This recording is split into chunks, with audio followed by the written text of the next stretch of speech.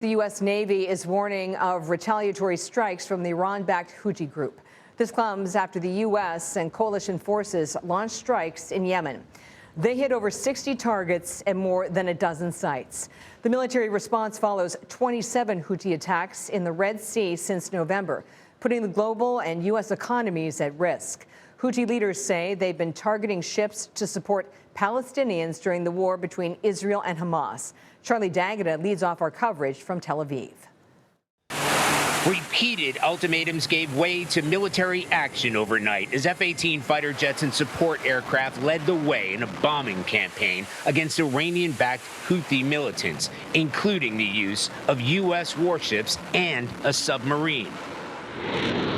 British Typhoon fighters took off from bases in Cyprus, covering a distance so long they needed refueling aircraft.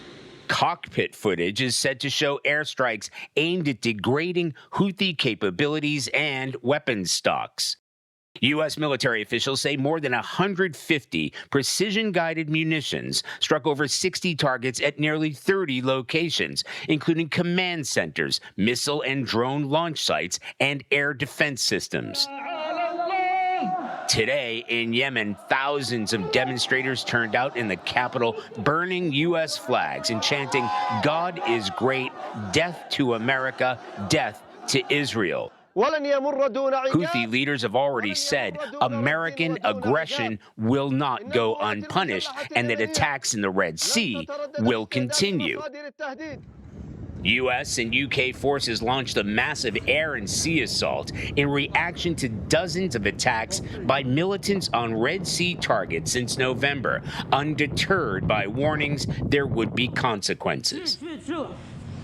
And the U.S. government has confirmed that Iranian forces themselves seized an oil tanker off the coast of Oman, carrying U.S.-sanctioned crude oil, raising tensions even further between American forces and adversaries in the region, setting the stage for more confrontations to come. Charlie D'Agata joins us now. Charlie, one analyst said the strikes are kind of a win for the rebel group because their goal is to provoke the U.S.